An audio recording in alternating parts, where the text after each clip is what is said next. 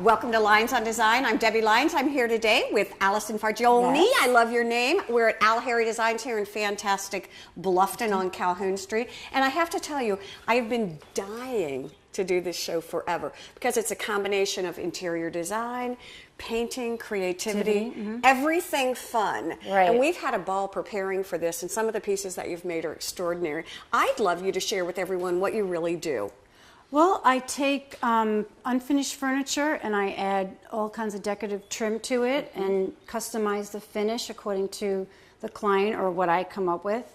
I custom design pieces to suit a client, and I have original designs that I've drawn up and I have built by local carpenters. Pretty impressive stuff. Yeah. If you haven't had a chance to come in, it really is, it's magic to fun. walk through. It really is amazing. I'd like to do this. We've got two segments today, and so what I thought we'd do in the first segment is kind of take a walk around the actual store here and show you some of the things that Allison has designed and talk a bit about that. Second half of the show, I think you'll not want to miss either, and that is we'll actually go back to where it all happens and the magic's created and see some pieces that people have come up with that you've interpreted and then finished. It's pretty impressive. It's great fun. Let's talk, if we can, about a couple of the pieces that we're viewing here. I love this piece. Yeah, this is a fun piece. This was a vintage piece that I found. It was in pretty good shape, but it just was boring. So gray's the new color, so we came up with a pattern. Veronica, who's on my design team, hand-painted this pattern. She's So it's got like a fun aspect, but it's still got a good old-fashioned line to it. This is a piece that I get from an unfinished company, and I have a guy that I get all my molding from, and I put the patterns on there, and I found a finish that was an antique that I replicated. Do you look and find inspiration from everything? Just old things, sometimes new things? It's just a picture I see, or it's fabric, or just the color starts, or so it starts kind of in a funny way, you know. Well, and what's interesting to me is I find your pieces like my interpretation of art, and that is good art doesn't always have to match your sofa. It's sometimes can be something that just inspires you. And when I look at these, these are great pieces. Oh my gosh, look at it. This is just a simple line, you know, very simple, but I want to go a little further with it. So there's 3 in here, and each one has a different pattern, and this just is the funnest color. And then what we did love this color. Inside are all hand-painted murals. Look at this. Oh my word. And it could be for a guest room, it could be in a bathroom, it really could be, it's very functional. And this was built by a local carpenter for me, and then I added all of this to it. So let me ask you a question. If I come in as a designer or even as a consumer and say, all right, I've got a huge wall in my dining room. Can you help design a piece that will go there? Yeah, I'll come to your home, or if you have a picture that you like, and I just take it from there, you know, and just see what fits the home and what you're really trying to get. I can pull it out and put it together, you know, working with colors and stuff. And I think this kind of defies traditional design motifs. In other words, I can see these pieces fitting in a very classic design. I can see these pieces fitting as a focal point in a really funky contemporary design. Yeah. I think that's what makes them so fun. That's my favorite. Of course, I've said that about 4 pieces. Look at this. This started because of the knob. I found this owl knob, and that's how it started. We came up with the green and the little rickrack on there, and just we've got some. This is all hand painted, so it's all whimsical, just fun, different pieces. And these techniques and steps. This is a multi-layered. Yeah, my thing that I like to do is I love color blocking, and I love layering the colors on top of each other, and that's something people can either have or not have. They can customize the distressing or not have distressing. Did you always design furniture? No, I actually started out in the garment center, believe it or not. And then I worked my way doing faux finish for about 20-something years. Okay. And then I was always fascinated with history and So interesting. patterns and, you know, designs. So it just kind of evolved. Which is brilliant. This farmhouse table, I think, is pretty impressive too. Yeah, this is what I love, and I tell you, it really makes my heart feel good. Is you incorporate other people's wares, like the tabletops you were talking about. Yeah, this the Complete Home is doing tablescapes for us once a month. So Mary O'Neill came by and brought her stuff. This runner is fabric that I had. And when you're standing here, you get the pop of this color, and then you can pick up on the other pinks around the room. So it's just happy. I don't know how to say. Design things are just fun and happy. inspirations. Yeah. It looks like we kind of go with this Yeah, we're motif blending. today. We really do. And the other fun thing you've got is you've got some great artwork in here today, and it's just a good way to get inspiration. I love this piece. This is special. A grown-up Yes. piece. This piece is something I drew up, and I had another local carpenter build it. He put this molding on for me, and then I did the rest. And on the side is a pattern I copied from an antique Italian linen napkin that my mother-in-law Angelina gave me. So this is named after her, and all the pieces have a name. They do? They're just fun names that pop in our heads. Oh, we need an Anita, a Mike, a Debbie. I think those are some great names for good pieces too. And again, as we're talking about Allison being able to create incredible pieces, I think that for any design motif, I think this is a really good example too. Yeah, this is a vintage piece I found. Very 50s feeling. Yeah, Let me like come on the other mid-century. side. So. And it was just stained. It was kind of like this orange stain, and I was drawn to the shape, and it had the beveled things, so I added all the trim, and it reminded me of Clark Kent, so that's the name, Clark. Oh, did it really? It reminded me of when I grew up. So that's funny. That's where this came about. This is a great piece, and I could see a TV over it or the mirror. Yeah, so. I can see this. This has the shape is very 50s. Yeah. But the way that you've embellished it really gives it a yeah, it's great, and the drawers pull out like this. Contemporary, yes. So it's got pretty. great storage. And then the lamps, I found these jugs, and I have a man that makes things into lamps for me. So I thought that was kind of fun. Yeah, this is the place you just kind of want to hang out for a day.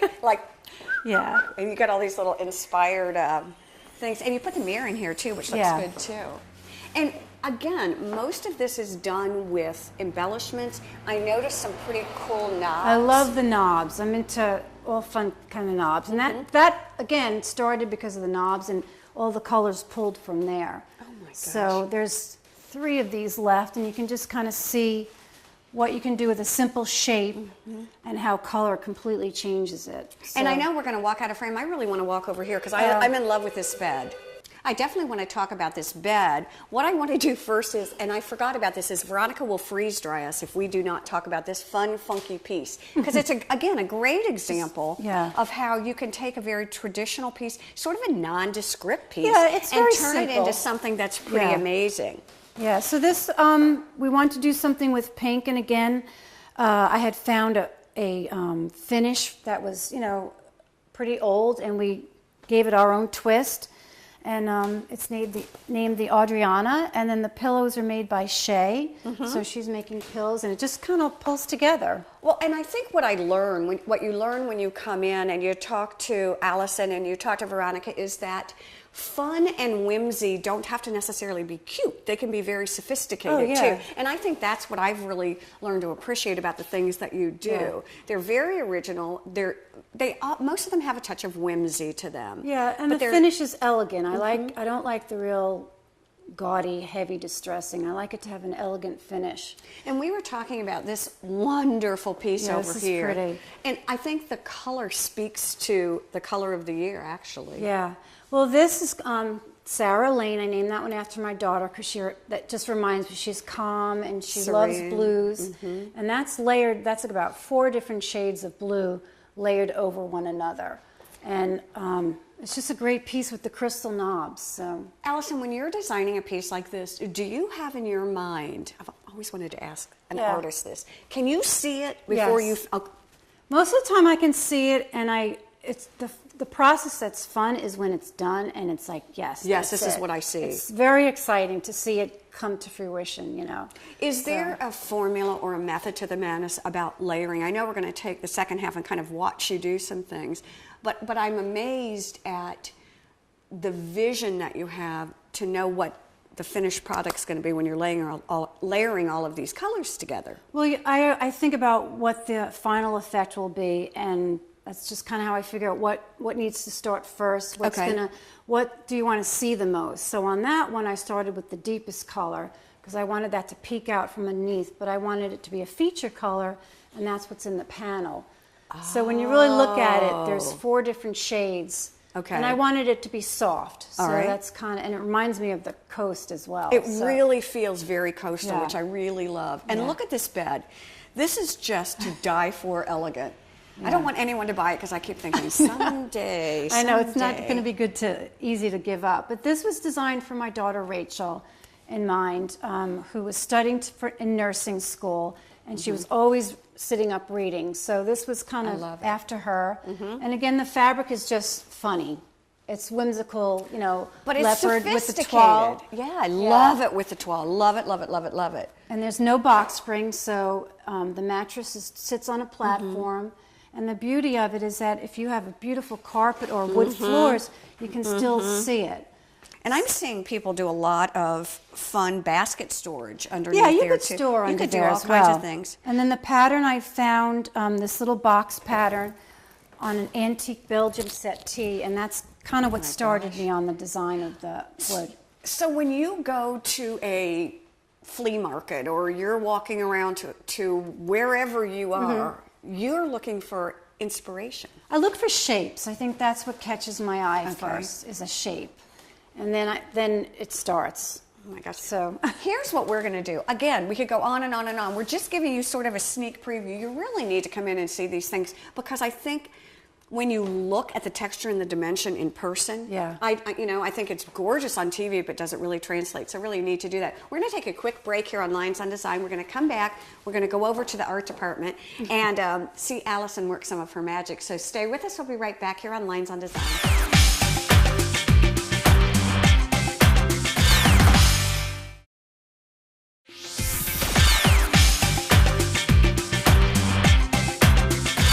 We are back here on Lynes on Design. Once again, we're here at Al Harry Furniture Design. We're having a ball. We're back in the department where all magic happens. I love this. This is a secret.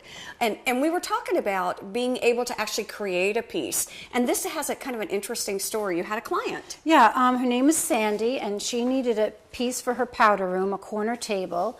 And she requested a curvy leg, a shelf to put a handbag, and a crystal knob. So took the measurements. Alakazam 1, 2, 3, and poof. And then this is the wallpaper which is just beautiful in the bathroom. So we pulled from there. And she liked slight distressing, so this was custom made for her. And it's really pretty. She loves it. Understand what that really means. I mean, basically, you all took specific measurements, and I don't know if you can see. Let me flip this, because what you'll notice, in my opinion, from a design point of view, is this is actually going to fit in the corner. So it's all proportionate, and the scale is perfect for the area that it needed to go in. And I think that's the beauty of some of these pieces. And she wanted, in this powder room, again, to be able to what? Put handbags down here? Yeah, a place to put something, a magazine. She'll have a vase here.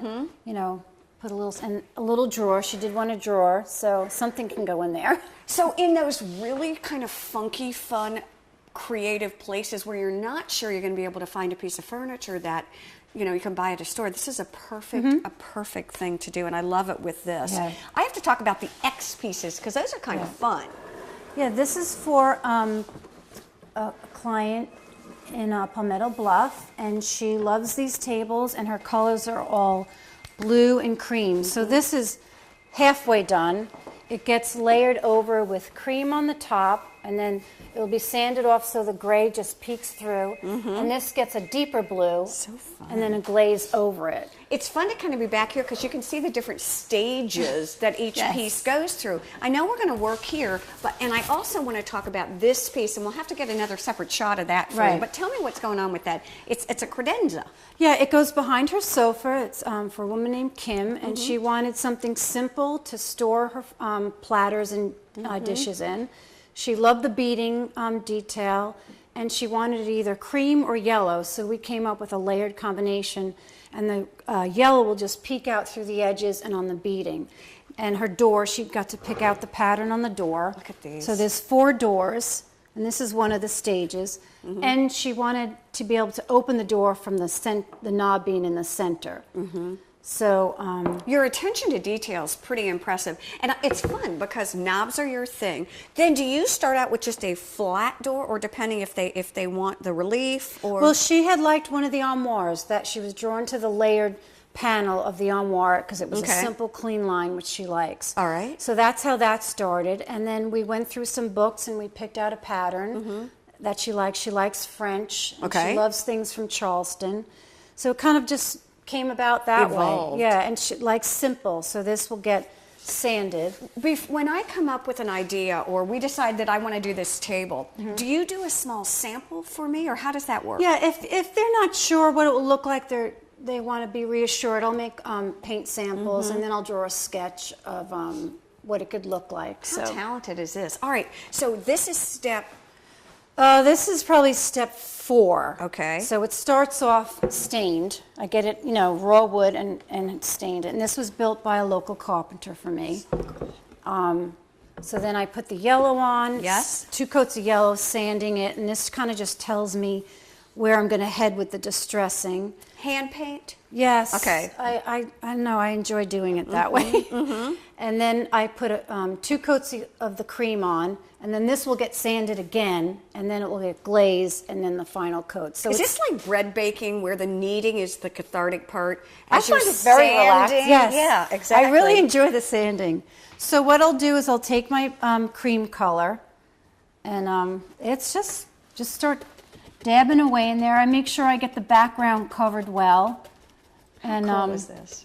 It takes time, but and she does it in her diamond bracelet whenever she works, because that's the you have look. to have your baubles. Honestly, I've come in before, and you are decked out pretty good. You usually have your leggings on the floor, though. Yeah, usually I'm a little dirtier. But. So this just. But through the eyes of the television lens, we want it to be immaculate. So you just want to make sure all the little places are covered. Now Veronica works with you also in some of the, now how do you do most of the embellishment, and then just depending on if there's a custom design? We kind of do. I taught her some of the stuff, and she's a quick learner, and so she does it as well. So we work really well together. We have the same vision and idea, and I think we're having too much fun. I was going to say, it's a very not welcoming like work. environment when you come in. It really is pretty impressive. How long does it typically take? And I know this is a completely unfair question, to do a piece. Depends on the piece, basically. But anywhere from, it takes about 2 weeks for a piece to be built, and the painting 2 to 3 weeks, Is there a certain kind of paint that you typically use? Are you using an exterior paint, a latex paint, an oil-based paint? I use oil-based paint. Okay. I like the way it holds up, and I just... Washable. Yeah, well, you have to use mineral spirits to get it out, but... But I mean washable as far as when after it's painted, I can take a wet... Oh, the finishes, I put top coats on everything. Okay. Like 2 or 3 top coats, so, I mean, it's very durable. That's the word. Especially if you have kids, you can put a glass on it. Right.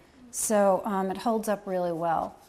So I'll just While get you're this. actually doing that too, I have to ask you about the gorgeous piece of art that is to your left. Right. The artists, I have 2 artists in here.